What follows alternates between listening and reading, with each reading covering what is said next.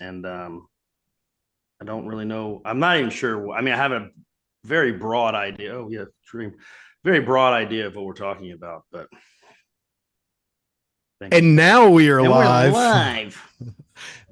What is it? Wednesday night, August 27th. We've got Daniel here hosting the ship with Nathan. Chip is missing. He's somewhere in the middle of the Gulf of Mexico tonight, or right on the edge. But Seriously? yeah, he's in Port Fourchon at a fishing camp. On the Chip, Shout out to him. he That sounds says he's fun. going to be watching us live. So Chip, hit us up in the comments. Hey, I But feel like I should change my name to Nate, by the way, because everybody knows me by Nate here. So I don't know if I should be Nathan or Nate. You know? We'll go ahead and change your name on there, Nate. You can No, you can. It's a free world. You can identify Can you do however that on you. here? Oh, well, there you go. Dan, Nate, and Bob. Dan, Nate, and Bob. You know my funny. Well, hold on. Before we start talking here, we've had to introduce or reintroduce one of the founding fathers of the Go Team podcast. Really is. Legend. Zombie. Bob. Hey. Daniel. Nathan. You out there? Brother. We're out here, and I just All right, screamed, good. and hopefully Thank y'all I didn't for wake up having my me. neighbors. Thank you for having you. Thank you for coming back. Absolutely. You know, Well, the real thanks is to the day one sponsor of the Go Team podcast, Dickies, manufacturer of the Angry Capri. God. If you Maria used to sweat say and that swear shit. for a living, do so in your Angry Capris. Daniel, what kind of inseam can you get with that? 15-inch inseam. 15 inches. I'm not doing this shit. I'm not part of this. Y'all used to do this shit all the time, and I was like, y'all are a bunch of knobs. And y'all just giggle. You And just look, we giggle. You just also, start giggling. I couldn't tell get y'all. through. I couldn't get through the fake ad reads back in the day because I would just Yeah, because die laughing. Steve was so good at it. Bob. And then you would Bob. Excuse me. Bob was so Oh, good great. at it. Zombie was so good at it. Right. But I know So- that one was always a good one. Oh, and then no, Daniel hit me with the one when we had a new one that he didn't tell me about, the Broccoli Boys Produce Company in St. Rose, Louisiana. I think that was the one where I was dying laughing hysterically. St. Rose. That's just a great random Yeah. town too. Well, to throw speaking out. of St. Rose, of course, we're live here on YouTube, and we're also taking your chats, comments in the chat. If you want to email, you can reach us at Go Team Pod, right, Daniel? Or just goteam@gmail.com. It's the Go Team at The Go Gmail. Team. And then speaking again of St. Rose, we have Rocky from St. Rose hanging on to be our first caller of the night. But you can call us at 800-555-TEAM, and we'll get to Rocky in a little bit. What So- the fuck? That's I don't call that number, by the way. Don't actually call that number. 800-555. We have random people listening now. We found out. So We I heard have Fearless Leader 7. Fearless Leader 7. Shout out. Shout out. Shout out. Looking Pony forward for to you, brother. Also, we've got Gabe in the chat and Travis. Please send us your messages in the actual chat. Do not text Nathan. Do not I text literally me. have my phone upside down so I don't see it pop up. So if you're sitting there being like, "No, dude, it's an Asian. It's a Latina chick, not an Asian chick," I'm not going to see it till after the pod. Yes. So hit us up in the chat. And Zombie, I don't know if you know this, but this year we're starting this week, starting Saturday, we're going to do a post-game show where we're going to be live roughly 20 minutes after kickoff. Is that what after? I said after 20 the game. minutes. Yeah, 30. 15. I mean, it's Give us already some- gonna be it's gonna be so late for me, and I can't. I mean, I'm gonna be amped up, but So we're going to do that. We're going to do a live show. We're going to put the link for people to join in the chat so anybody can jump in at any point in time. Okay. And so I do expect us to have an eject button where we can eject some squirrels every now and then. can you do that? Well, yeah, once somebody joins, I can kick anybody out at any point nice. in time. As administrator, right? I don't know. So, I don't know how fancy stuff works. I just show up and get told what to do. so as of right now, Mike from Pot of Gold has committed to the post game show. Ah, okay. I thought he was. Because they have a 24-hour rule. They wait 24 hours to digest it before they podcast. I think they only do. Well, they only do it on Tuesdays, right? Pretty Once a sure. week, Oh. but in season when the games start, do they do twice a week? I don't know. It might be different this year. I mean, Brett has kids. I mean, I don't know. They have I don't lives know. now. I don't got know. Nothing. got But I am nothing. looking forward to our post game show, live instant reaction. We've only done that one time before this. Do you remember what time that was, Zombie? Yeah, it's 2019 LSU Alabama. Correct. There was A a lot of lot of cursing. A yeah, lot a of lot of cursing. f bombs were dropped in Yeah. that I recording. feel like I'm either gonna be like have to clear everything off my table because I'm gonna be freaking out, or I'm gonna be sitting here like this. It's going to be Exactly. great podcasting regardless of the Right. situation because it's either going to be pure elation or the end of the world. No in between. No in between. Because it's going to be an instant reaction and we'll talk ourselves into it being fine the next day, but that night it will not be okay if we do lose. Typical me and Camp after a game talk, and the next day call and be like, I was thinking about it more. We're okay. We're okay.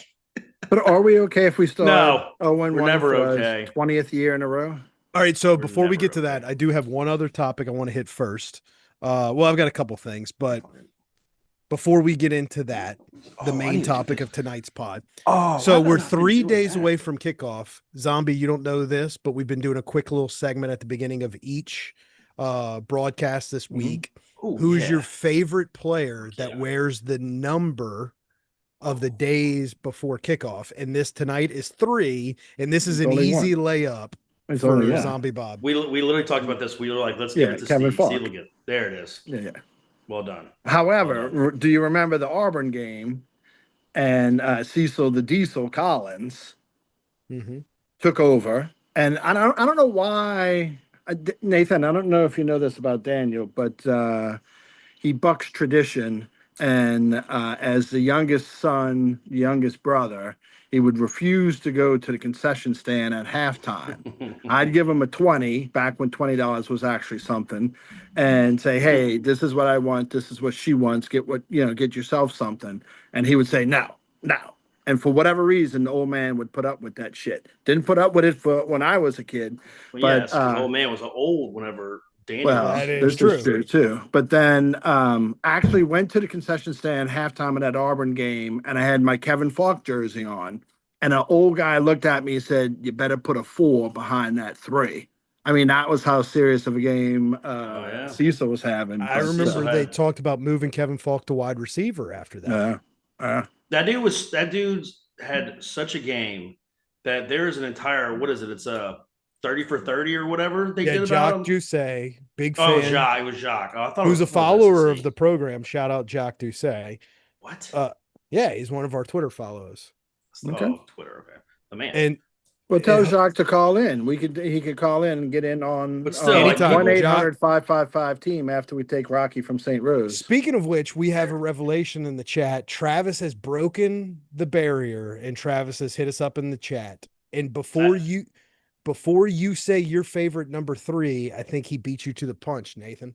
Fuck. Well, I was about to say you need to be careful because now Travis is about to send 1,000 dumbass things. Who knows what's going to come out of his mouth? We'll B, filter I the can't. good and How the did he bad. just take my guy? I thought my guy was like a under the radar forgotten guy. Fuck, man.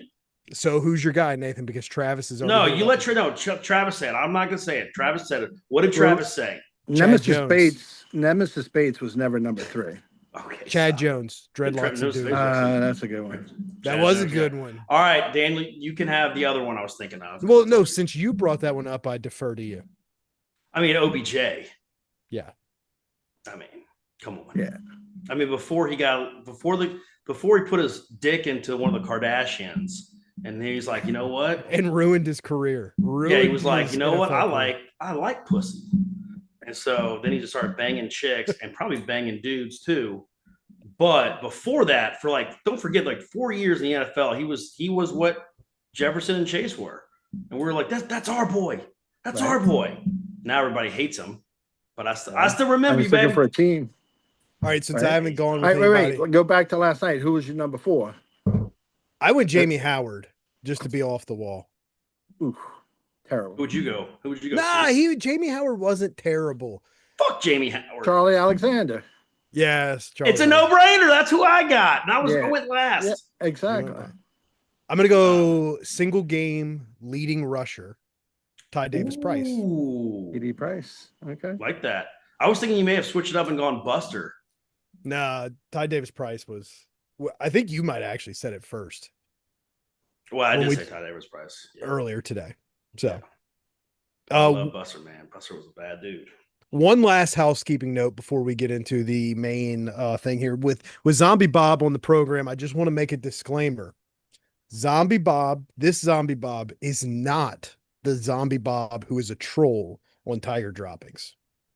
I just want to let all of our loyal listeners know that. I'm age restricted from being on Tiger Droppings. Yeah, I mean, that name shouldn't even be out there. But some people are so uncreative in their names of what they Well, want to name things. Somebody can't using it figure as the an fuck alias. out. Oh, Steve, have you heard? Steve, have you? Somebody's Steve, have you been heard banned 7 times, Steve, and so have they you had to come up heard with other names. what he wants to name our post game show? Well, no, we're no. not putting it out there. We're not going to put it out there yet. We'll talk. Well, about I that hate it. offline. I feel like we should put it out there so Steve can be like, no, it's unoriginal. Mike loves the Don't idea. care what Mike says. Okay. All right. So the name. All right. We'll go ahead and announce it. I'm listening. I got to get more vodka. The name of the post game show, since your boy T Bob has left 104.5 and has moved to Barstool, he's not going to be on Whiskey and Wine anymore. So it's going to suck. So it's going to suck. So for our loyal listeners who are looking for a second option, we're going to name our post game show Bourbon and Beer. Perfect. God damn it, Steve. And Steve, this is what I told Nathan last night. I guess we're doing it, man. Best case scenario, they send us a demand letter saying we can't use that name. Yeah, and then you can just frame it and put it over your shoulder. You don't think I don't know you? I know. Thank you. Nathan, when you brought that up, I thought, Steve would probably back me on this. So Mike also loves the idea. So just do it. Fuck it. Honestly, because I'm not thinking anything, and my creative genes have gone wayward. So what do I care? What were Reed's suggestions, Nate? It was Daniel Camp's Pasta Live post game. I kind of like just the Pasta Live post game. I don't mind it. But didn't that make bourbon and beer? It's good. Zombie, didn't Reed's suggestion make bourbon and beer so much better? So much better, but you ought to put a poll on Twitter and do jambalaya or pastalaya head to head. I don't like pastalaya. I think it's because jambalaya is going to kill it. Yeah, I think so too. I agree with that. I'm a pastalaya guy. Jambalaya would win the poll all day. I did not. I remember like growing up being like, "Oh, you're making pastalaya." Like, I don't want it. Right, Daniel, do you make pastalaya? Do you make the pastalaya for Angry Capri with the wagon wheel pasta? I have not done that yet. I have threatened it. The problem is that's a waste of ingredients. Yeah, see, every time I'm about to pull the trigger on it, somebody like Nathan, somebody like Chip reels me in. It's gonna have to be like a La Tech, a Southeastern, something like that. No, but you can't even. You're talking about what with the wagon wheel pasta? Yeah. No, dude, you gotta fucking do that at your house. And you're not just gonna bust it out because it might really be ass. And you're like, oh shit, guys, I was gonna serve you all this wagon wheel pasta, but it actually fucking sucks. You might as well be eating dog shit over there. You don't want to just bust that out for a fucking actual game. We've only got 7 of them thanks to Verge. Or 6. Yeah, 7. 7. 6. The other option was like 50-50 the pasta, like 50% penne, 50% wagon wheel. I thought about that too. But then I was worried about like texture. I don't know. It's on the table. It's on the table, Zombie. It will be done one day. Okay. That is a bucket list item. Right. I'll say this. I asked you the other night what the menu for Florida was, thinking like I knew probably what it was, but I was kind of hoping you'd be like, well, you're coming in, so I'm going to do the pasta live. But you didn't say that, so I was like, you know what, I'm just going to let you know. left that open because I said we just need to figure out a complimentary dish. We have somebody who's coming to the tailgate who's willing to grill gator. Really? Dwayne, right? Yeah. Well, it's somebody Dwayne knows. I don't know the person, so I don't even know their name. I've never heard in my life. Angry Capri is the proper nomenclature. The correction. That's why we need Zombie Bob back on the program to set us straight. Angry Capri, right? And friend of Angry Capri. I honest to God, until about 2 seconds ago, I didn't know what I thought you were actually talking about pants. Well, that's how it started. I've never heard y'all call them that. Really? Knowing y'all, yeah. That's how. All right, hey, let's start with this program. We've been fucking rambling, boys. Well, we're letting all our listeners get into the program, get into the chat. Feel free to hit us up in the chat. We will respond. We will throw your comments out there and respond to them if they're appropriate. So, All right, Travis, before don't. we jump off to Angry Capris, do you know what the price is for those 15-inch inseam Angry Capris? $34.99. $14.50. That was another inside joke. All right. Oh, I Anyway, can't. we're I going to think I'd start rather- off. You know what? I'd rather Chip back.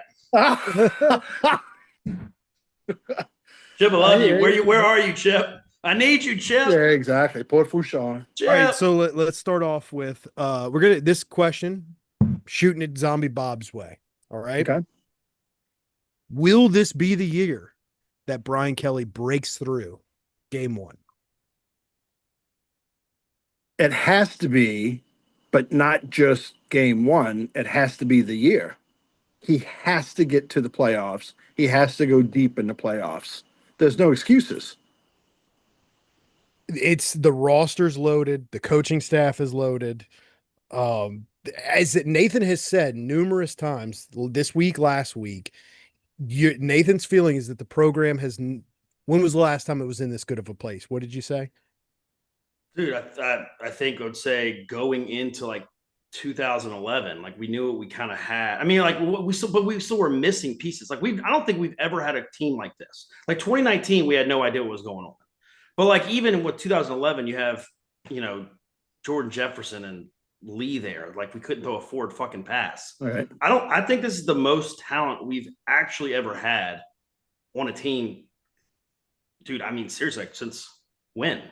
Since when? The 06? The weakness on the team is the O-line, but that is the position group where you have recruited the best. Yeah, they're just unproven. They're not, Yes. That's the thing. We keep saying weakness because they're unproven. And we're only saying weakness because their first game is against, supposedly a top 2 or 3 D line in the country on the road. So it's like, yes, that's the weakness of this game. I think in my opinion, by week 8, I think it's going to be a strength. Or maybe not a strength, but at least like going to be very good and serviceable. But are we out of everything by then already? And does it fucking matter? Who knows? Right. If I was telling Nathan this earlier today, it's like every one of LSU's best teams always faced like the most difficult schedule. And then we got off to a good start. 11, it was Oregon. 19, it was Texas. I know that was week 2. 07 was Virginia Tech. Like there was always a tough non-conference game. We came out fast. We either blew them out, Virginia Tech, Oregon, or we beat Texas. But Texas never had the ball to go ahead late in the game, right? No.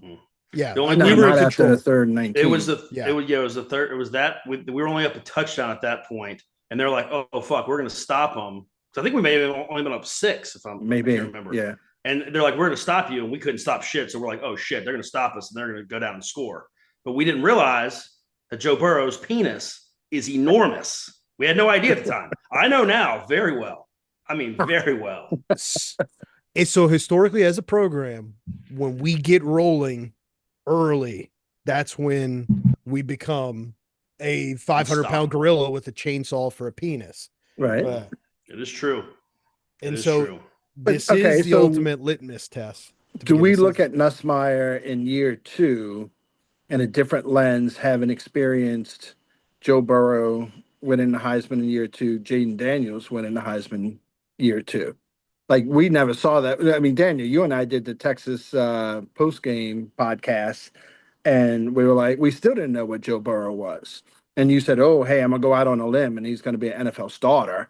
But we still didn't know what he was, and we sure as shit never thought a LSU quarterback would win a Heisman, much less 2 LSU quarterbacks, winning a Heisman. It could be 3 if you get off to a good start. So if I'd have told Yeah, you man. in 2018 that in the next 7 seasons, an LSU quarterback would win the Heisman 3 separate times, Nobody would have believed you. Do you realize the amount of time between 2011 to like 2019, all those years, I almost want to go back and look to see how many yards we threw for in 8 years. Because I guarantee you just in the last like 3, we've already thrown more. We actually could not throw forward passes for almost a decade. Absolutely. I mean, and now all of a sudden, I'm like, hey, can we run the ball? I mean, this is crazy. Like Right. if you would have come up to me in 2013 and been like, hey, in a decade, you're gonna be begging to run the ball. And Right. I would be like, you're fucking out of your mind. Like, Right. what are you actually talking about? Absolutely. Can we Absolutely. just have a little bit of both? Can we just be really good at both, like we were in Right. 2019? Even Well, if it's 55-45 one way or the other, it's got to be close. Set them up. Set one up for the other. Joe Right. Sloan. We'll get to that. Segue, Joe I will- Sloan. Hold You on, we're wanna not go- done with Kelly yet because I didn't get to talk about. Well, Kelly. it's just he's Oh, the yeah, one that he- said it. He's got a couple of comments. $18 million on the roster. He's earning 10. Yeah, so that's 28. You put the whole staff together, you're pushing 35 million or 32, I think 33 you're million. I think you're probably more than that, honestly. Okay. So like you're between putting a everybody. $35 million product on the field. You have no excuses. Yeah, and look, and this is the comment, Daniel, we didn't talk about this, but the comment that I saw that he said, this year in practice and fall camp, it's been iron sharpening iron, whereas previously it was butter sharpening iron or iron going up against butter. Like he referred to his own rosters as butter. To me, it's inexcusable. Like give Saban all his flowers and everything. In year 3, he won a national championship. You want to say that Les Miles, he gets the credit for continuing the success, but he had an easier road perhaps. But in year 3, he won a national championship. Ed Orgeron, year 3, won, and now we're in 4. And it's not going to be any easier next year because you're going to have to replace the entire roster and your 2-year Next year's starter. done. And then, depending on what they do with the 9 games and who your permanent opponents are, We're gonna be fucked by that. you're going to draw Alabama. You could draw Alabama, but if they keep everything else the same, you're going to have Georgia and Texas, And don't forget, you play Clemson again. and you play Clemson at home. So like, you're rebuilding or reloading. Yeah. It's going to cost you more than $18 million to reload after this. So like, he's got to do it this year. He has no excuses. And he's the one, was it last year or 2 years ago in the press conference that he was banging the table and he was all pissed off? That was last year. Last year. So I mean, it's on him, man. And like Nathan, I had said to Daniel, they reached out to me a couple weeks ago and said, hey, we fired it back up. Would like to come on. You're welcome to any time. And honestly, I said to him, I'm like, I don't really know the roster. Because I'm like, I'm sick and tired of being pissed off. Like so angry and so mad, after that opening week loss, because you can only have 2 losses this year. So if you blow one to start it at Clemson, look, Clemson's in the top 5. Maybe they're overrated. Maybe they're exactly where they're supposed to be ranked. But then you only have one more slip up to go through all the rest of your schedule because you can't lose more than 2. You can't. Yeah. I mean, that's what we were talking about. That Camp thinks that there's a chance. I mean, I'm hoping he's right because, listen, I've been on record that I think it's a joke what's going on the college football landscape for the last few years. That you can play one ranked team and you can lose by 4 touchdowns and then you beat everybody else and that's fine. But if you play 8 ranked teams and you lose you go 5-3 versus those ranked teams, they're like, hey, this team's better than you. And like, I think that's such a problem. They say they're trying to fix it, but I just, they put out a statement that's saying that strength of schedule will mean more this year. But listen, you know what? Until they fucking do it, like let's see when all those people are in that room and they're gonna be like, oh hey, I know Nebraska went 11-1 and their only loss was against Ohio State, and I know that fill in the blank, it could be LSU. Let's say somehow it's Florida. Like whoever it is who played 8 ranked teams and they lost 3. I want to see them put a 9-3 team over an 11-1 Power 4 team. Right. Whoever they're gonna lose their fucking mind. But it's how it should be. That's not, it's not fair. Well, I don't think the SEC would have gone to 9 games unless they got those guarantees from the college football. Well, we're moving to 16 as well. So that's why we're doing it, because like there will be 9-3s. It's just this year will there be 9. But even still, somebody would have been knocked out even at 16 if you don't change the strength of schedule. Make it more important. I mean, we already have. And then, I think a 9-3 team, LSU team, depending on how the cards fall, obviously you can't get. Yeah, I think a 9-3 LSU team has a shot to make the playoffs. Now, my prediction has a position. Yeah, you don't want to be in that position. I don't think if you lose to Oklahoma, which was my prediction, I think if you lose to Oklahoma and that's your third loss, I think you're out. I think the But only way plus, it's so late. It's the last game, isn't I it? think But the if only you way get you hot can do it, late, I think the only way you do it is you lose to Clemson, you lose at Ole Miss, you lose at Bama. I think that's the only chance. Like I That makes mean, sense. or I mean, And all maybe three are maybe close. maybe if you go like you lose at Clemson, you lose Florida week 3. I mean, no, I was gonna say then maybe at Ole Miss, but I'm like, damn, if we lose at Ole Miss, the season's over. But if you then all of a sudden run the table and you win 6 games in a row and you hadn't lost in 2 months, but my God, I would be done. I'd go pack up Kelly's bags for him. But I will say this about Kelly, since I'm just gonna say this briefly. I think I like Kelly. I'm a Kelly guy. I'm one of 17 in the world, probably. I mean, he did kill a guy. Zombie Bob's a Kelly guy. Um, it's Well, it I depends think on what he does this year. here's what I think it's. I think he fucked up his life. I mean, I guess he didn't because he got so much money, but he was gonna get money no matter what. But he drastically underestimated like the SEC. And I think it's kind of funny. I think that's the northern thing. It's like, man, we're just as good. We're just as good. He comes down here and he's kind of, he's like, oh, I'm letting loose. And I'm not saying he like wasn't coaching hard. I think he was coaching hard, but he's like, man, we have this, like we can make do, and we just won't go that hard. We're playing USC to begin, like Florida State, like we can do this. We'll ease into the season because that's what they could think about. Notre Dame always loses early games because they always ease into the season. That's what they always. That's a good point. And right. Then all of a sudden he loses, and then he's like, oh, okay, it'd be fine. It's like, oh no, I still have to play Bama and Ole Miss and A&M and Florida. Oh shit, you know what? I'm screwed. And I think finally last year, after losing 4 games, he's like, bro, I gotta fucking come after this shit. And so he went and he was doing fire and brimstone. They said last year our roster was $6 million. This year it's 18. And guess what? Here's the thing. I love our roster. I think it's great. We're equal with a lot of other teams. And that's the thing. We can't do this every year. So it's almost like we have to maybe scrape by at 9-3 and try to get back into the playoffs moving forward, like the way it is. And then, or it's going to all change. Regardless, you know what I'm saying? But like, it sucks because this is still, the schedule's so hard that you could actually be pretty good. You could lose 3 games and still be a really good football team. And our program's decimated. Because if we don't get in the playoffs, next year's a complete rebuild. Half the kids will leave. Now you're starting back over at 1. Now you know that Kelly can't get it done. So now we're really fucked because now we got to pay him a buyout after next year probably. I mean, that's why this season's so important. I still think it's unlikely we get in the playoffs. I think our schedule's too hard. I really do.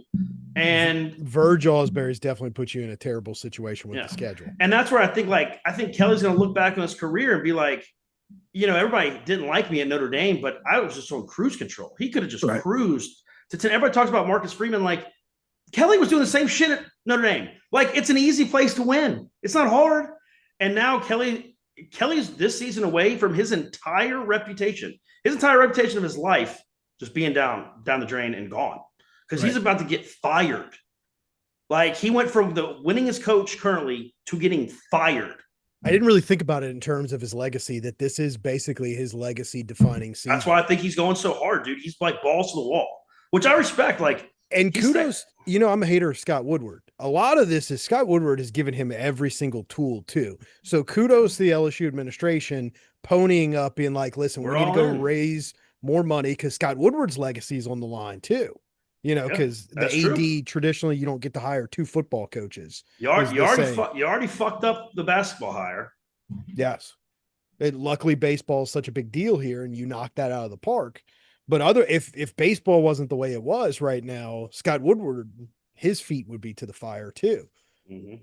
So, but you don't think with Scott Woodward, with Kim, with baseball, with gymnastics, you don't think he's got enough cachet to survive Brian Kelly going under? Bro, nobody gives a shit about women's basketball. You fucking kidding me? There is a set. Like, listen, Steve's got a point. Zombie Bob's got a point. I know. He has a point. But we care about that in a faux sense. Have you looked, Steve? Have you looked at? I do this like once a month because I just have to remind myself of how terrible run or athletics department is. I'll look at last year's like revenue and stuff for the teams. Do you know how much money like gymnastics and women's basketball, just those two lost last year? It's probably close to 4 million, huh? 7 million, or it's 8. 7. No. Women's was 8 alone. Gymnastics was like 6. It's like 14 million, boys. Really? And then if you add in, and then here's the thing. It's like, okay, well, yeah, we got this because we have football. But when you hire Kim Mulkey, like, listen, yeah, Kim's awesome. Like, she's cool. I guess it's cool to watch LSU women basketball. I mean, on TV sometimes. I guess it's cool. I don't think it does anything. I don't think so. Some kid's like, hey, I want to go to school at LSU because Simone Augustus played there, because Flaugier played there. No, we'll get some girls basketball players who are really good, but nobody's going to fucking school because of Flaugier. Well, And we lose more money in women's basketball than any other collegiate program in any sport. And It's so the that's biggest yeah. money loser in all. And so of that's college part of the sports. reason you can't get rid of coaches. That's what people don't understand. Like, they're like, oh, we basically broke even last year, but we shouldn't be. We should be having a $20 million surplus, but Well, we now it spend so much matters. money on women's sports that we But don't. Now it matters because you have to pay the players. I know it fucking matters. So now that it used to be you could just write that off and it wasn't a big deal. Now it's a big deal because you have to pay the revenue sharing to the football players. Which last year everybody would have to pay our athletics department because we lost $800,000 because we just lose millions. I think swimming and diving lost like $5 million alone too.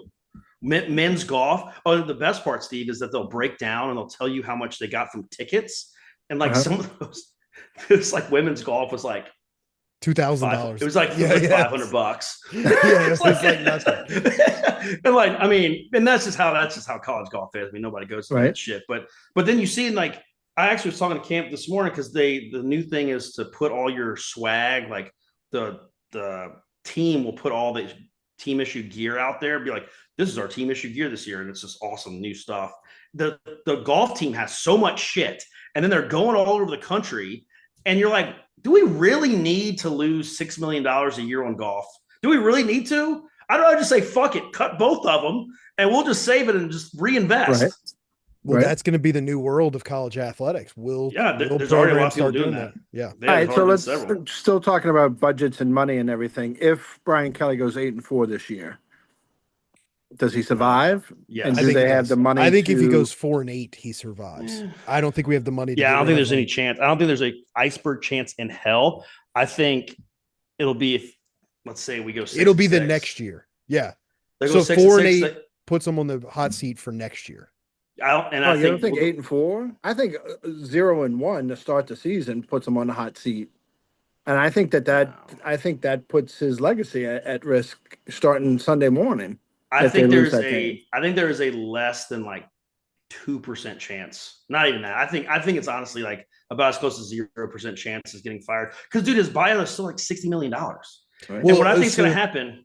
So Steve's saying hot seat or Oh. possible firing.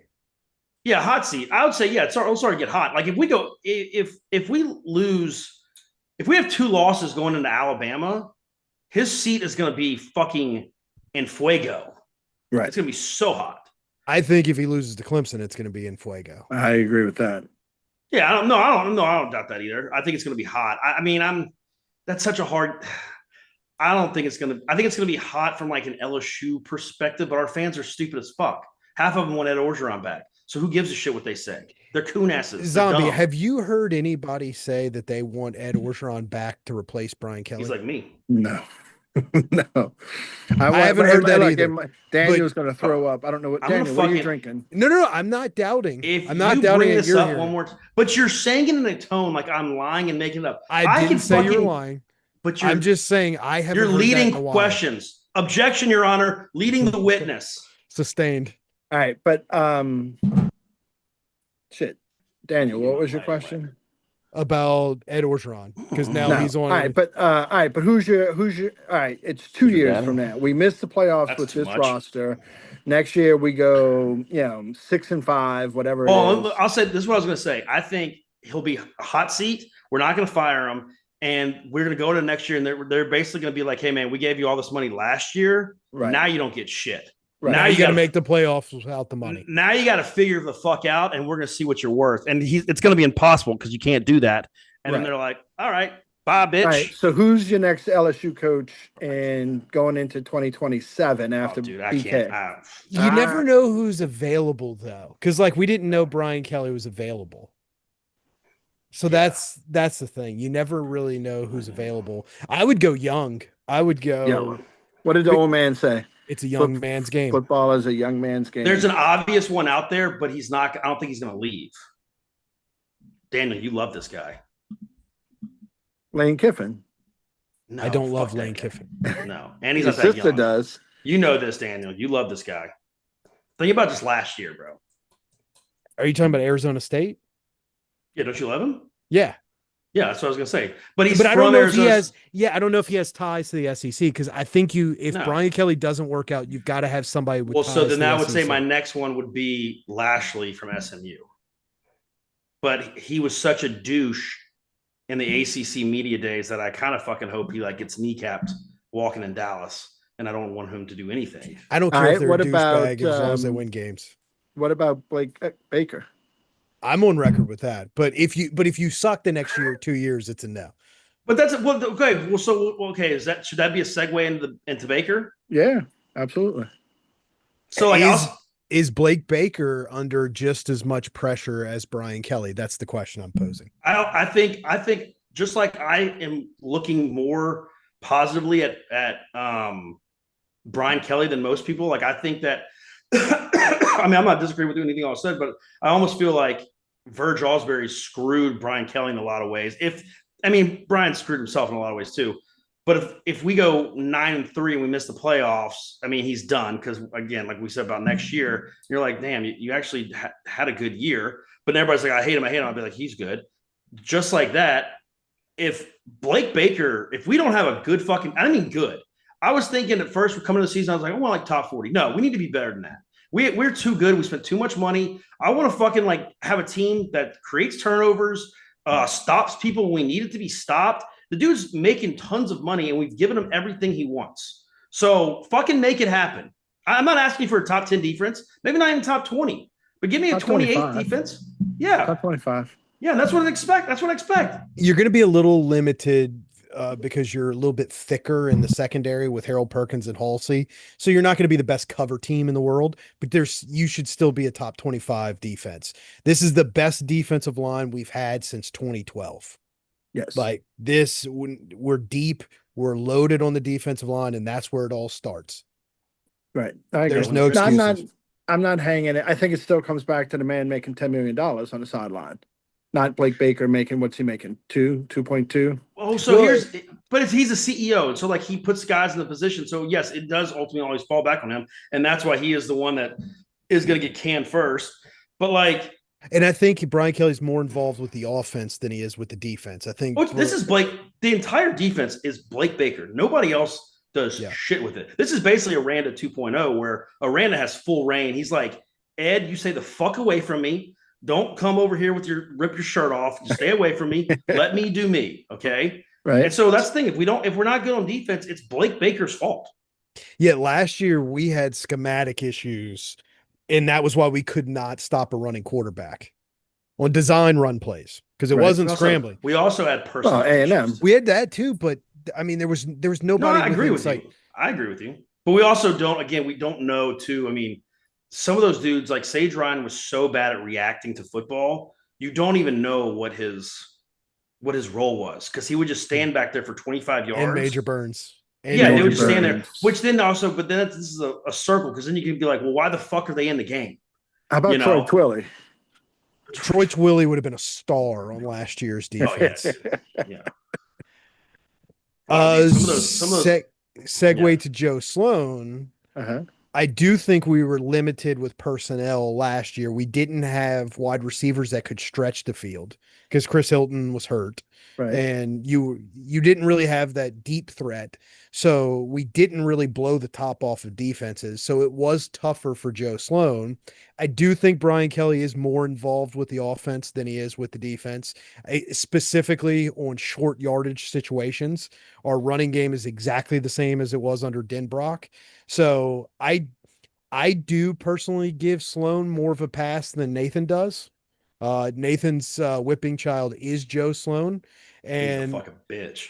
and as me and Zombie Bob talked about before you came on the Bro, call, like he really shouldn't be the OC. The only reason he was the OC dude, I got was And Bryce Underwood. my OnlyFans light. Hello. last Bro, I night. can't fucking figure out my fucking lighting, bro. I'm either like you can see every You're pore of my screaming face. directly into the Oh microphone. shit, right my bad, now. boys. I'm still. I don't know fucking shit from fuck, man. I'm. But Joe stupid. Sloan is No o- shit from Joe Sloan is only the OC because of Bryce Underwood, and Bryce Underwood is not here. So I do get what Nathan is saying. I give him a little bit more of a pass because this isn't the offense he ran at La Tech that he ran last year.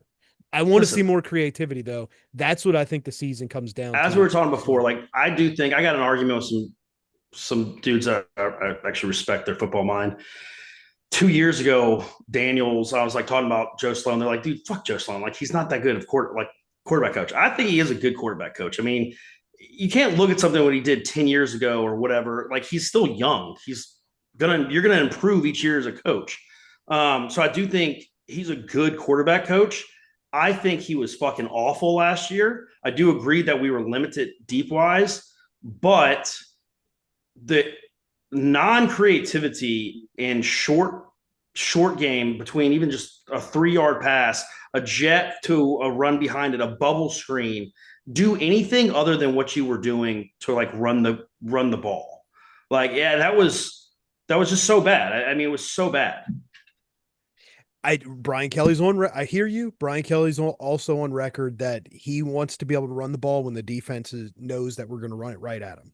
So that's the part that scares me because it is Les Miles-esque. Yeah. What is Les Miles? get it. What I is mean- Les Miles doing these days? Oh, I don't know, man. but I think sad, we need actually, I think. Oh, really? I Well, think so- we need to bring him back into the fold. Have a little Les Miles day. My buddy, I was about to say his real name, but old Bill J, Tiger Driving's Bill J, aka the guy that called in at and got Ed Orgeron fired. Yeah, he's the one that was on the call-in show and was like, "You go bang my whatever, our hands off my sister's 16." He posted a picture in our group the other day that he Smacker got married, and Les's eyes have that look of like, I'm not really sure where I am. Kind of like started to fade. It looks like he started to get a little Alzheimer's to him. Looks like he's a little Aussie. Is he still married to that guy? Is that guy what? with the curly hair? I don't even know what the fuck that joke is.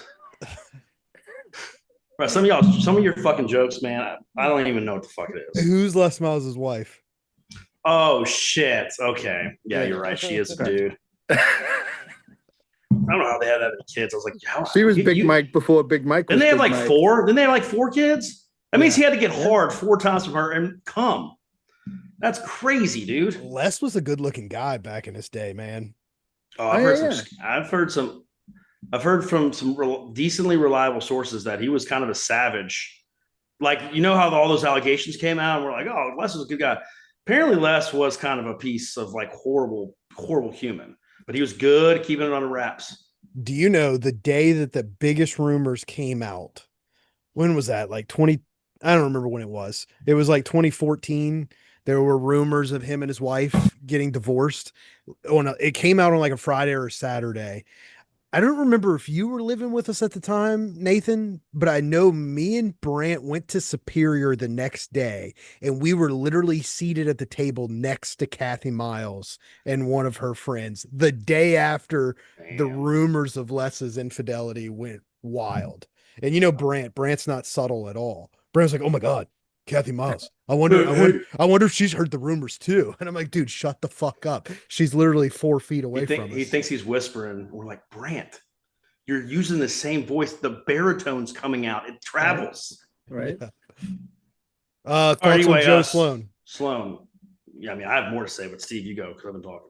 No. I'm still going to go back to putting it all on Brian Kelly. He's had all the resources. He's had everything he's needed from the administration and more, and I still just think it's on him. Yeah, I mean, I mean, you can't disagree with that. I would just think I'm just saying our play calling this year, there's so much stuff. And listen, and what we've seen in fall camp, it does seem like it's a lot different. You got a lot of different formations out there that seem, and we're gonna have people to stretch the field. And we said this last night. If you're, it should be, if you're a good coach, Joe Sloan, it should be a pick your poison. If there is a single high safety and you've got Chris Hilton on one side and Barry Brown or Nick Anderson on the other, like whoever's on the other, you have two guys that are going to be running 4 threes. Right. And like if you have one safety, well, he can't cover both sides. Right. So fucking throw over one of them. So then guess what? If they want to go too high safety, well, then you run the ball. And that's one of our problems, that we've had extra people in the box. And so we always run, our last year, we always ran just 3 receivers, 1 tight. So we got 6 dudes blocking. We got 7 guys in the box. Well, do the math. That's impossible. Right. And then also on top of that, almost every time we ran the ball was 2nd and 10. Like we ran the ball on 2nd and 10, 95% of the time. Right. And then first down, we would play action all the time because like, I bet they're going to think we're going to run. No, and then, we incomplete. Okay, cool. Now it's 3rd and 8. And it's amazing how many times we completed passes for first downs on 3rd and 7+. And so It's like, hey, man, can we run in obvious, like non-obvious situations? He was so uncreative last year, and that's where I'm upset about, because I don't think he had a pulse on really like the game. I think there was no continuity. Lane Kiffin, I hate Lane Kiffin, and he sucks a lot. He overthinks things. But when sometimes when you start to like feel it as a game caller, he will be setting up stuff and it just looks beautiful. You start rolling. Very seldom did we ever have games where we were just rolling. It was more like, oh shit, there's nobody open. Right. Garrett Nussmeier is going to just do a hood rat thing and Mason Taylor just makes some unreal catch. Like, right. I feel like we were always in 3rd down. We were always in 3rd and long. Bro, think about the Ole Miss game when we won that drive. I went back and watched that drive.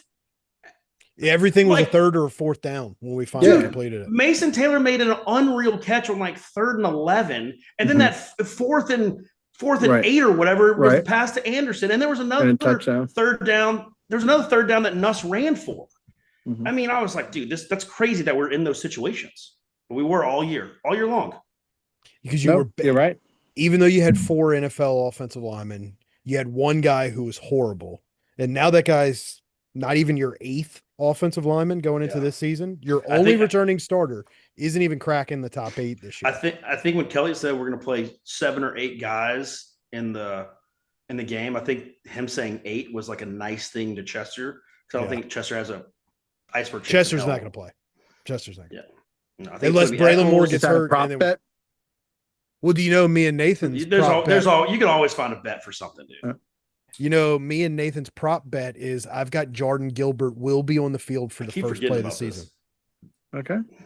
The closer we get, the less and less likely I think it's going to be. Also, Steve Zombie, who do you think will score the first touchdown of the season for LSU?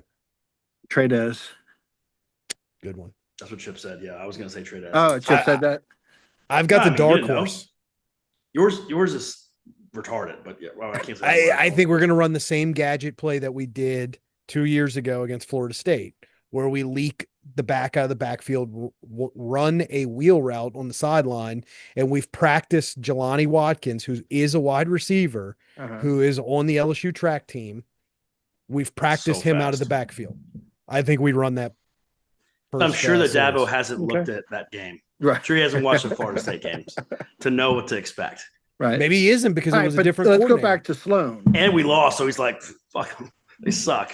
Yeah. Let's go back to Sloan. Talk about the possible evolution of him as an OC this offseason, going from last season and not really being creative or not really understanding what he had.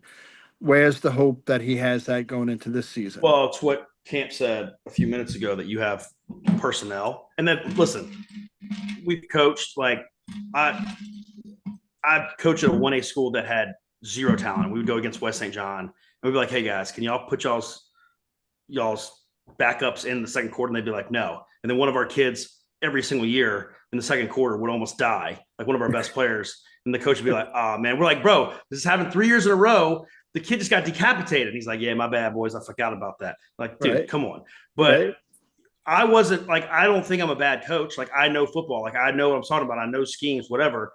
But I'm sitting there looking at my guys. I'm like, I've got a fucking 5, 7, 8th grader out here against a kid who's going to Nicholls State at corner.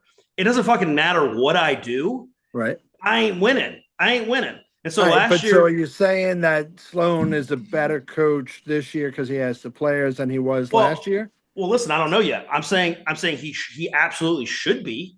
Uh-huh. I'll say he if we- will be. It will definitely be better than last year. Yeah, and that's the thing. Like, I'm just not. Will it be Fuck good Joe enough to Sloan, beat but- Clemson though? Yeah, we'll see. Well, that's the thing. So you have to take those two things in because we can say, oh, well, he wasn't creative enough because we didn't have enough talent because we did have. I'm not gonna hate on Josh Williams. I said I'm just done. Not hating on Josh Williams anymore. But I like him as NFL running back Josh Williams. NFL running back. he's an NFL special teamer. Let's just call him that. That's all right. He's still getting paid $500,000. But the point is, Yeah. those type of guys, when everybody else around them are like is superstar status, like that's great to have. But when he's somebody you rely on for like athletic plays, I mean, you can't. He's just not that guy. And you had multiple of those. I mean, you literally only had pretty much Lacey, Daniels, Anderson, because Hilton was gone, and then you had Mason Taylor, and then you have Durham, and Durham's nicked up most of the year. So you can't even really get that creative because you don't even want them running around the field too much because even then they're playing the whole game. They're trying to be up tempo. And if you keep switching them this year, I think there's going to be dudes coming in. They're going to go a long pass and they're just going to walk off the sideline and some other dude's going to pop in. Like that's how it's going to be this year. There's going to be dudes coming in and out nonstop. And that's where you can start getting real creative. You can start getting real weird. You can take shots. You can motion up. So, but we'll see. Like I fucking hate him. So I don't think he's going to do that, but you should. I literally was just going to say, so now you're going to blow him. Now he's going to be great this year. No, that's what I'm saying. This is what should happen. And so then you're like, okay, the only thing that could happen is our O-line's not as good. So that could stop some of them. Right. But whatever. So we'll see. That's what I said. We'll see. And he's saying definitely, but I was like, I don't trust. All right, It but will Daniel, be better. Definitely will be better. all right, but do you think that Brian Kelly, I don't know, a week or two ago when he was talking about the offensive line, do you think he was talking about to the fans or that he was specifically talking to the offensive line through the media, pumping them up? I think not playing DJ Chester.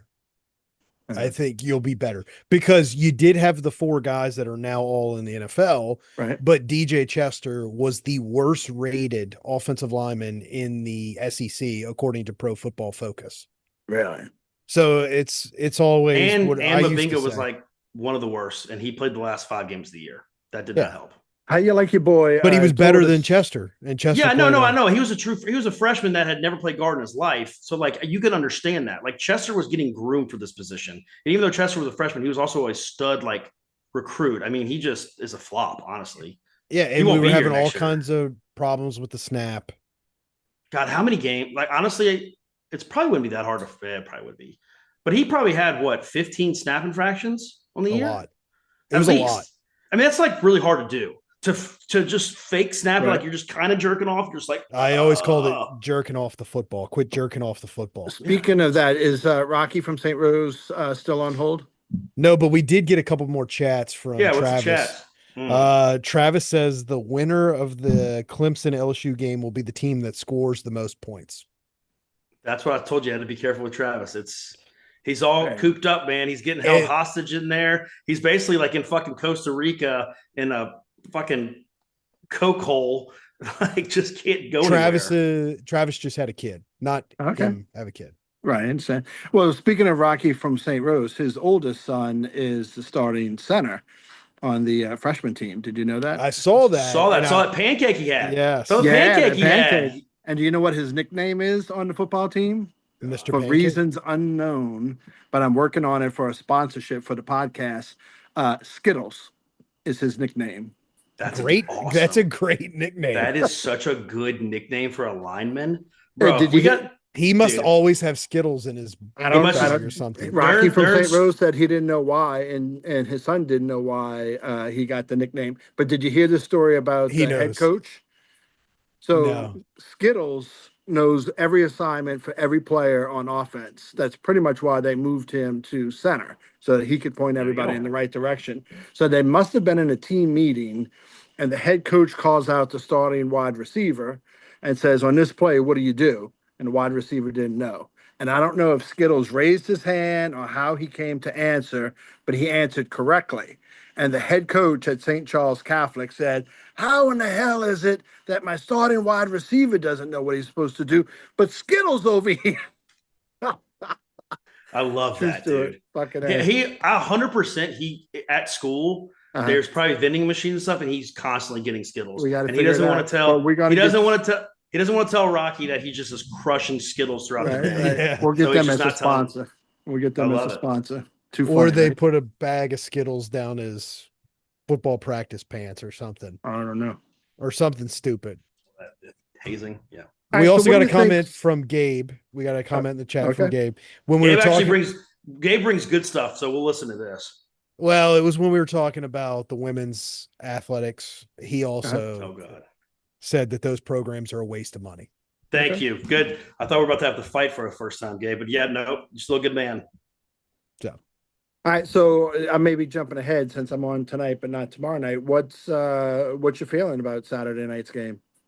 Well, so last week we did our season predictions Okay. where we went game by game. Chip, Nathan, and myself, we all picked us to lose to Clemson. But Okay. then when we opened Sunday night show, I was like, I feel pretty fucking good right now. I feel like we're going to win this game. And Nathan and Chip both said that come Thursday, they will both probably definitely pick LSU to Yeah, I'd win be the game. shocked if we don't win by 4 or 5 touchdowns. No. Gabe just commented, says he always spits the truth. Okay. Hey, you want to hear real quick, the real numbers? Women's basketball lost 8.5 mil last year. Gymnastics actually only lost 2.6. Women's soccer lost 2.5. Softball, that was the other big one. That was a big one. 3.4. Just those. Which Those alone. they got to get rid of her, the softball coach. Hey, this is the big one. Track and field. Track and field lost $7.3 million. Wow. But- I mean, it's just crazy. Well, because if you think about track and field, there's so many people on the team. So then when they're going to Oregon for the pin relays, or that's in Pennsylvania, obviously, but the Prefontaine Classic, they're flying across the country for 4 or 5 days in hotel rooms for 60 people. Not to egg you on with this, but do you know that the women's basketball team is playing a game in Atlanta, Georgia, playing some shitty team just so that Flaugier can get a homecoming game? We did that with Angel Reese. We did When that. they played in Baltimore. Yeah. So that's the I'll kind of say this. stupid shit that Woodward allows Mulkey to do. I respect Flaugier. I love Flaugier. Okay, Angel Reese. You know when what? we went to Baltimore. How do you feel about that? It's a The waste of Wire is a money, great Nathan. show. Kind of like Reese too, but that is a waste. At least Atlanta, you might be able to pull something. But you know what? I really like Flaugier. She's the key to this season's success. I'm talking about LSU football. I know, You know why he's why? going to say this. Do you know why? Do you know why, Zombie? Yeah, because she's dating Chris Hilton. She the reason he didn't get hurt, she's massaging that boy every night. She got them fingers up in there. She getting him real good and loose. All right, And so that's the thing. Team. That's what we're trying to build here. We bring people together. Livy, We're good. Paul, Flaugier, Chris. we're going to make our official predictions tomorrow. Okay. Zombie Bob, are you going to make yours tonight? No. Because, like, I think, I don't know if I said this to you, Daniel, but this is like the first year in my, like, conscious life. Not what, like, the first game that I remember is the 1977 LSU Rice game. But since that time, I think this is the first year that I'm not drinking the Kool-Aid, that I'm not like, oh my God, yes, we're in. When they carried Les Miles off the field on their shoulders after at the end of 2015, I was convinced, oh, he's learned his lesson. He's going to turn over a new leaf. We went to the Wisconsin game, and I just thought we were going to be undefeated going into the Alabama game that year. And I was in such a good mood after that loss. Literally, Nathan, I went up to every Wisconsin Bro. fan, and I said, thank you. And I'm like, I can't believe we beat LSU. And I'm like, I thought this I team was can't. real, and they're fucking frauds. And I'd rather find out week 1 than week 10 or 9 or whatever it was. And every LSU fan that I saw, I said, want to win more? Lose less. And 4 Yeah. weeks later, he was gone. 3 weeks. It's funny. later. It's funny you say that because I actually like I didn't save a lot, lost so many pictures from back in the day, but I still have a video of me sitting on the east sidelines. Yeah, east sidelines. And I was so out on Les at that point. I was so mad. And when we beat A&M and they carried him off the field, I remember there was all these people around. Like probably half the stands were still there. Right. People were cheering. And I just remember I'm filming people. I'm not to do this. I'm filming people. I'm like, this is your fault. This is all your fault. I was like, he sucks. I was screaming that. And then I've never seen Nathan as devastated as he was when he walked in the door, because we were living together at the time. You walked in the front door and you were completely devastated. Even though we won the game, you were completely devastated because by that point, Aliva had announced and the post-game press conference that he will be Miles back. was staying. And then I'm laughing also because like you went to Wisconsin and I remember it was just like, when's it going to happen? When's it going to happen? And we thought that Auburn game, we had that stupid ass game. And at the end, Etling made that throw to, I forget who it was. And they said it was a completion. And I remember I was sitting there just at home and I was like, when is this ever going to end? I was like, it's just not going to end. I'm like, he's going to, because I think we had like a few more easy games after that. I was like, he's going to fucking all of a sudden get to 5-2. He's going to somehow be 8-4, 9-3, and we're going to keep him. And they went to the replay and they were like, incomplete pass. Dude, I cheered almost on par of the same of 2019 national championship. Right. I was so happy, dude. If Etling starts that Wisconsin game, we win that game, though. Yeah, that is true. But there was no energy on that sideline for LSU. No, the program was dead. He had lost the program. Yeah, no, totally. But like, go back to Saturday night and you asked me what I thought. It could go either way. Either we're going to win convincingly and we're going to be announcing ourselves as a real contender this season, or it's just the same old. Yeah. So I gave you a heads up that this would be the final question. I don't know. I'll tell you. So what will the headline of the Baton Rouge Advocate be on Sunday morning? I said Tigers lose a close one again was my headline. Nathan, I don't remember what yours was. Mine was finally. Oh, that's a good one. Gabe's is the best. Gabe had 1-O EAUX. Oh, that's their like off-season thing. Yeah, that's a winner. That's a great one. If that shows up, they definitely are listening. Somebody has Rabelais. We know you're listening. Yeah, they're not going to come on the show. Maybe we can get Rabs on the show. Oh, you know, and Nathan, you're going to enjoy this because when we met this player, now former player, and I told you that he was my favorite LSU player of all time, after I was just kind of like fanboying around him and very quiet and not myself, you said to me, like, wow, like you really are, that is really your favorite player of all time because you weren't acting like yourself. I thought you'd be, different. But my boy Braden Fajoko. So now he went to camp with the Steelers. Yeah, dude, I forgot your obsession with him. Yes, this all right here. I was like, what are you talking about? Oh yeah, I still watch the videos of his dad, and I have his autographed poster, and it's to Zombie Bob. And I have a sweatshirt of his that he sold right after the national championship. Love the kid. And he was a camp body after there's some injuries on the defensive line for the Steelers. And then like 3 weeks later, he got released. And I don't know if he's on a podcast or anything, but he's always on Twitter, just, spouting out stuff. I'm going to reach out to him and see if he wants to come on the show. Do it. Let's do it. I mean, I got to be one of the few people in the country that have, other than his mom and dad, that have the sweatshirt, the signed autographed helmet, and the signed poster. You have 80% of his signed member. Right. There was a pretty good line there. Oh, yeah. No, I'm just joking. When we went there. So, Well, but it wasn't really for him. I mean, it was like $15 a pop for a signature. I drink too much. My like long-term memory, even my short-term memory. I'm like, what are you talking about? And then you said it, I was like, oh, I do remember that. But I feel like it was a dream because I was probably. No, I love that kid. Love his family. I know, yeah. Yeah. So, Zombie Bob, what's your headline of the? I can't top any of those. Just say something. Who gives a fuck? Well, it's just good. Fuck BK. Or the BK killer. I don't know. Wasn't there a serial killer?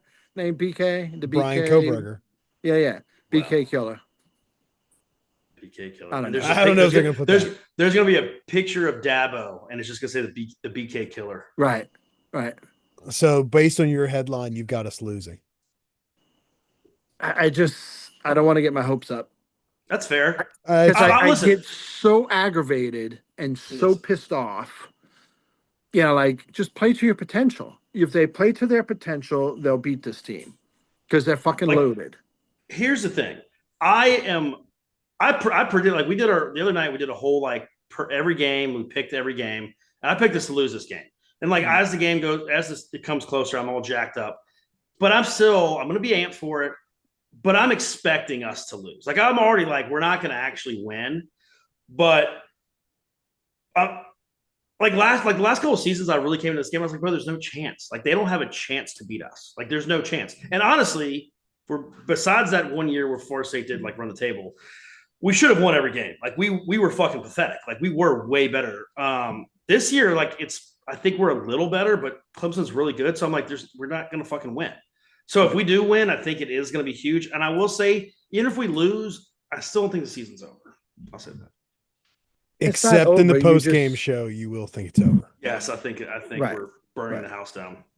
Yeah. That's Well, it depends on how we look. That's It is how we being look. a fan.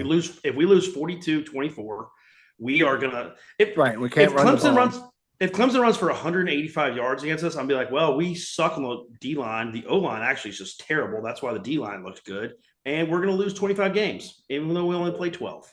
Worst case scenario, we can't run the ball and Klubnik runs all over us. That's when I think the season would be over. Right. I think there's just a lot of worst case scenarios. There's so many worst case scenarios. Yeah, because if those things happen, then we lose 40. I think worst case scenario is TJ Parker play one, fucking destroys Tyree Adams, and then just hits Nuss low, and Nuss's leg goes in half, and now we're done. And that wouldn't be worst case scenario because all hope would be gone, and we would just coast through like the Saints this year. Like there's no hope. You're not going to get emotionally invested. Yeah, worst case scenario is like you still have to watch the game and you still hope, like you still think we have a chance at winning. But it's different. But no, the reason the Saints we don't care is because we're like, sweet, lose every game and we get the first pick. If we just go fucking 3-9, our class is going to be nothing. This is going to still set us back 5 years if we lost us. Like that's because it's different. That's where I always have to tell people, like, the reason it's not the same as the Saints is because the Saints, which they'll fuck up. They'll fuck up somehow and win a couple of stupid games, and we'll get the 5th pick, and we'll pick some lineman from South Dakota State. And we'll be like, no, we believe it. Right. We do need a guard. Shut the fuck up. Shut the fuck up. Don't you put that shit out in the atmosphere. You don't think Mickey Loomis already doesn't have the top offensive guards? Hey, did you see Zombie, that I saw a tweet? I think you may have posted it, or somebody else posted. I don't know. That since 2018, we only have one person that we've drafted. So 2018 make the Pro Bowl. We're the only, like, we're so. Yeah, we're like the only team that doesn't have a Pro Bowler that we drafted in that stretch. By like far. Like they're like, oh yeah, the average is like 7 or some shit. If a Pro Bowl, so many people make Pro Bowls now because like some of them they opt out, yeah. Or they go, we still don't have a Pro Bowl. That's how bad we are. We're so bad, we're not even like the 5th options. They traded up to get what's his face Penning. They actually traded up to get Olave, but they stayed at 19 to get Penning. Salsa, whatever his name is, out for the year again. They traded up to get him, Jake Haener, who's on the practice squad. They traded two picks with him. Jake Haener. Hey. But why do you have him and Hunter Deckers on your practice squad? Why do you have 2 quarterbacks on there? Yeah, it doesn't make. Why are you sense. carrying 4? And you've got Taysom Hill, so you've got 5 quarterbacks. 5. I don't think Taysom plays this year. Yeah, Taysom's on the injury reserve, so at worst case they would just cut one, or they probably move one of them. But they still shouldn't have 4. But it's stupid. But he's not coming back. What do you if you're on physically unable to perform? You 4 weeks? He's not coming back for 4 weeks. 4 weeks at a time. Yeah. Yeah. Yeah. So, but maybe it just keeps rolling over, I think. All right, Daniel, you got the number 1 pick in the draft as the general manager of the New Orleans Saints. Arch or Nussmeier? All right, so I died on the hill last year that I thought last year Garrett Nussmeier was the best quarterback in college football. You did die So on that. we all know that I'm very hard-headed, and so I'm not What? backing down yet. So I'm going to I'll stick tell with you what, Nussmeier. between the three people in this pod are three of the most hard-headed motherfuckers you've ever met in your life. I'll tell you that right now. Our That's a heads good could fucking run through some cement walls. That's Yeah, a good one. I thought Nuss was asked to do too much last year. We weren't able to run the ball. We weren't able to stretch the ball down the field. We didn't really have the receivers. So we were 100% reliant on an intermediate passing game. And that's why the offense was so fucking discombobulated. Right. And the play calling was terrible too. I want to bring up something. I want to bring something I kind of forgot about bringing up. One of the big things we ran last year, because you said this, Daniel, we had the exact same run schemes as Denbrock. What was the difference in Denbrock and Joe Sloan? What was like personnel wise? What was the Jaden difference? Daniels' legs. And so guess what? Whenever you do a read option, your quarterback can do something. When we literally, I think probably 35 to 40% of our plays were read options that aren't really read options. So we're not even blocking a DN. So if there's not a hole immediately right there, if the running back has to literally like just chop his feet at all, the DN's chasing down from behind. And it happened over and over again. And so now everybody's like, well, the solution is Garrett Nussmeier needs to run more. Garrett Nussmeier does not need to run the ball. He needs to scramble when it's open and he doesn't have to force him. I don't want just called Garrett Nussmeier runs because we're screwed if he gets hurt. I don't want him to run 15 times a game. I need him to say it's 3rd and 7 and this guy's, and it's a tight window, but there's nobody in front of me, like the Texas A&M game. He rolls out and he's got 10 yards to run it, and he only needs 5, and he throws it across his body and throws an interception, and he's standing there doing this. Right. Like, that's where we need him to just, hey, that's where you run. That's what we talk about when we need you to run. So our solution is not, it should not be, and I hope it's not. I hope we changed. I don't want to see read options this year. I don't want to see it. Every now and then, sure. But like as much as we did, you got to come up with something else, man. I think the answer is 2 tight ends with Bauer Sharp. Which we have. Yeah, and Trey'Dez Green on the field at the same time. Right. And then also being able to use Aaron Anderson and Xavier Thomas in the backfield too. Mm-hmm. Right. That's it. That's all you've got to do, and you can be so much better running the ball. And it's not rocket science. I just think it's to that too. I just think you got to run a lot of different formations. Just run people. Your personnel is different. Your formation change it. I mean, sometimes go 4 wide and spread them out. And if like just see it like bubble, like throw a bubble, like dictate the defense. We ran the same personnel. Because I'm not saying that's Sloan. I said, but it was always 3 wide, 1 tight. It was just this, that. It was boom, boom. We have so many guys. Yeah, come out with 2 tight ends sometimes. You know, and like I mean, just do crazy shit. Come out with 2 tights, 2 running backs. With just Barry and Brown the outside. And like come in a heavy look and just run a little play action, kind of like West Virginia game where OBJ caught that long ball. Remember when he was a freshman? I don't know, where he snuck across the line like 4th and 1. He like scored a touchdown. Do stuff like that where it's like, oh, they're gonna run and we can pass. That's how you run and you pass. We don't need to just be like, well, we just got to get better and just run them down the face. No, be creative. Be creative. And that's why Ole Miss is so good running the ball every year, is because Lane Kiffin is very creative. And a lot of it's just window dressing. It's just like backfield stuff. Well, it's also the RPO is the worst thing that's ever happened to college football, but whatever. Everybody runs a triple option. I mean, the fact that people can go 5 yards downfield and it's okay is, as you're a lineman, so I don't know how you care. I don't think you care as much as me. I think it's the worst thing. It's against the rules. They need to enforce the rules. Like I was taught when I used to play safety, it's like, hey man, if he comes up, it's a fucking pass. If he stays down, it's a run. And we would just fly downhill. I mean, obviously the game's changed anyway, but it's like that's how you were taught football. And then, I'm not that old. It wasn't like that long ago. Now we're just like, oh yeah, they can just meander downfield. But as long as it's right here, it's like, no, you can't touch wide receivers anymore. It's harder and harder to play defense. Yeah, it's damn near impossible. But, Zombie Bob, anything else? No, Closing thank y'all for thoughts? having me on. I mean, I'm sorry we didn't get to Rocky from St. Rose, but Rocky, you're more than welcome to hit us up in the chat. No.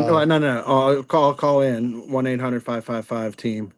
on bourbon and beer. On bourbon and beer. Will allow you in. Gabe Well, did have Steve, one more comment. He yeah. did say, "Don't let him get started on Les Miles."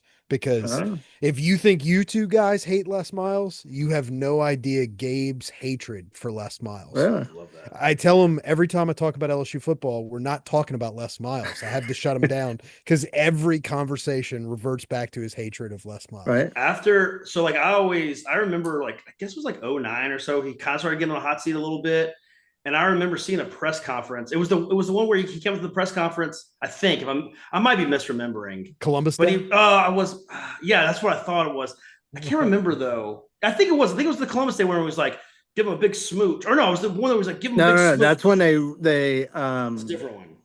That was no, Russell it's later in the Shepard. season, That was Russell Russell- yeah. Shepard, because one But of the so- Baton Rouge papers took a shot at him, and he's like, Yeah. something along the lines like, he's a fantastic kid, Mhm. giving his all, and da da da. And if you see him on the street, you just go up to him and give him a big kiss, but not on the lips. Or, something it was like like no, that. it's like No, if you're a kiss on the girl. mouth. If you're a Unless, girl. yeah, if Unless you're a girl. or something like If that. you're a yeah. girl. If you're a girl. If you're a girl. If you're a But girl. I was always like, I remember just being like, Less. no, so that's the thing. I have to be thinking of something else because it was before that. Because I remember I was like, I'm out on this guy. I was like, I'm out. And then he did a press conference and I was like, you know what? He's kind of fucking silly and goofy. Like, fuck it. Like, what else are we going to do? And then I spent $2,000 for 1/9/12. And I went to that game alone, sat there alone in the middle of Alabama people. Looking back, like, I don't know. I went to the fucking game in Tuscaloosa and we won. I should have just called it. I should have been like, I'm good. And I literally sat almost at midfield. And brother, I didn't see us cross it. Like, I didn't see us get to me ever. Right. Like, and I was like, I'm done. I am fucking done. So then, like, I started noticing everything. Like, his hat, he always wore his hat so high, and it never really bothered me. And then I used to just fucking lose my shit. I'm like, wear your fucking hat right. And then he would clap and he'd do this. Right. I'm like, clap your fucking hands right, dude. Like, And everything don't he eat did the to start, grass. everything he started to do just pissed me off, dude. Everything. I was like, I'm in hell.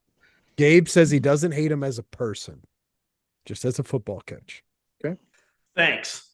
When I say I want Jordan Gilbert to die, I don't mean like actually like want him. I want the Gilbert who plays on the football field to die, not his actual self. Okay. What about Austin Osbury? No, Osbury's cool. His dad, though, in real life should die. Okay. A piece of Verge, shit. if you're listening to the program, you got to do Fuck that better dude. with the scheduling, man. Come fucking You find me gotta in do Charleston, fucking bitch. I know you're huge, but you're soft now, you fucking pussy. Hey, by the way, which we didn't talk about. I mean, we'll just stay out there. Didn't me So and you get on Alabama- an elevator with him one time? We did when I was, I think I was. Yeah, and we both I think I was a chickened out, manager. didn't say Oh shit. yeah, no, I was when I was in school. I saw him. He was like nobody. He was like he was like early in his career, and I remember he like said something to me. He's like, "Hey, don't you work for the team or something?" I was like, "Yeah." He's like, "Well, when you get off the elevator, go bring this downstairs." It was like some mail or something. I'm like, "We were just downstairs," and like I went up to the elevator, and then he gives me this to go back down. And I was like, "You fucking dickhead!" Like, I'm a manager for the basketball team. He was like in a different department. I'm like, "You're an asshole." But I was just gonna say real quick, to this note, Alabama, what'd they do? What'd they do, Daniel? What did Alabama football schedule do? I didn't send out a correction afterwards because they already have other Power 5 games on the schedule. So they dropped a home and away with West Virginia, West Virginia. but And it's then they picked up East because Carolina, right? yeah, they picked up East Carolina, but it's because one of those years they already have Ohio State on the schedule, and the other year it's another big name school. Jesus. Okay, well, never mind. I didn't look. Yeah. I mean, I just saw it on ESPN anyway. I forgot you even sent it in the thing. I didn't know they already had other shit. Yeah, But so they are. regardless- So to their credit, they already had. But regardless, in 2028, we have to play SMU and Arizona State. That's 11 Power 4 schools, two of which, as we just said earlier in the podcast, they have two very young coaches. They are going nowhere. They're very likely going to be high to go to a playoff again. We don't need to play 7 playoff teams a year. We just don't need to do it. Zombie Bob, how did somebody we know near and dear to our hearts might roll over in his grave, or the Lake Pontchartrain might shift with what I'm about to say. But I think we should be opening the season at Tulane instead of at Clemson. All right. Can I tell my Rock Honta story? Yeah. Yeah. Can we Yes. all right. So in a previous lifetime, when I was married, I was having trouble with my left thumb, and my then wife set me up with an appointment with an orthopedist. I go to it.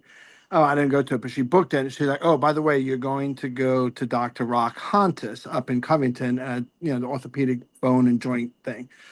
And I was like, "Ugh, ugh, are you freaking kidding me? Ugh, ugh." And she's like, "What is your freaking problem?" Like. And I'm like, my old man, your father-in-law would be rolling over in his grave. Like, you're sending me to Dr. Rock Hontus, who graduated from Tulane, quarterbacked for Tulane, and beat LSU. That's who you're sending me to? And she's like, I can't with you people. I just can't with you people. So now fast forward.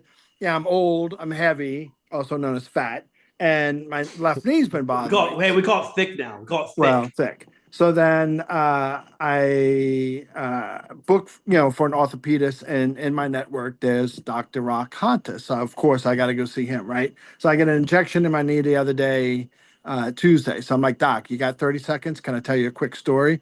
So I tell him that story, but I did say to him, Daniel, my old man, or the old man, irrationally hated Tulane and Jesuit, and he's like laughing his ass off at the irrationally, part of it and all. And he's like, "That's a great story." He said, "I'm gonna tell that story." And Nice. yeah. So Back when there was really no reason to hate Tulane. We beat him how No. many years in a row? But he still fucking hated their Hated. guts. hated. Well, But that's what I then- tell everybody. Like, I grew up hating Alabama prior to Nick Saban Oh yeah, because he irrationally hated Alabama Alabama, before right. Saban got right. there. But he hated everyone that ever went to Jesuit High School in New Orleans. And I specifically remember him calling me. I was just leaving work. He called in tears because Wally Pontiff had died. Mm. And I'm like, He You hate hated him this a kid. week before. you fucking hate this kid. He went to Jesuit. He's a Tweety bird. And he's crying his eyes out as I'm driving home because this poor kid passed away. It was a sad story.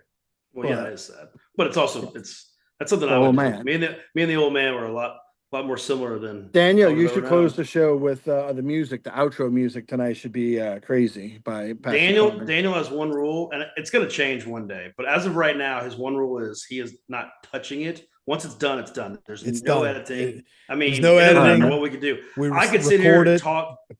Listen, last night Chip was talking about his OnlyFans page where he was showing butthole. I don't even fucking know, but like that. Guess what? That's out there in the asked world him now. about it today. I- He says it was a joke, but he was very quick to name his username. I said, Like, my didn't episode hesitate. episode one, I came in here hammered and nervous, and within 5 minutes, I was talking about wanting kids on the team dead. You see, sometimes you just gotta let things go. You just gotta see what Right. happens. Or, So Chip has an OnlyFans page.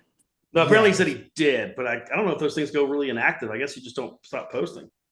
he said he'd take butthole pictures, what, 3 times a day? Is I that what think he it was said? 3. He said he did it 3 times a day for a few days. I don't know, something Yeah, like that. very specific. There's a lot going on. It's very early in the show, so we're all kind of Yeah, and I talking. was- Cam was like looking at something, and then he came back and he's like, "What, butthole pictures?" And I was like, "Dude, we're not talking about this. Which we're talking Right. about it now." But Right. Pot of Gold just tweeted, "Love you guys," and what we're Yeah. talking about here. Oh God, let's drop it. I don't want to. Yeah. It's also Yeah, 11:30 'cause- East Coast time zone, boys. All right, man. God, whenever All I come right. up, Bye, guys. Thanks for 1:30 in the having me. morning. Yeah, All man. right, Zombie, we're gonna have you back on Okay. post Clemson when we'll be celebrating a victory. Okay. Go Mm. Tigers. Predictions tomorrow.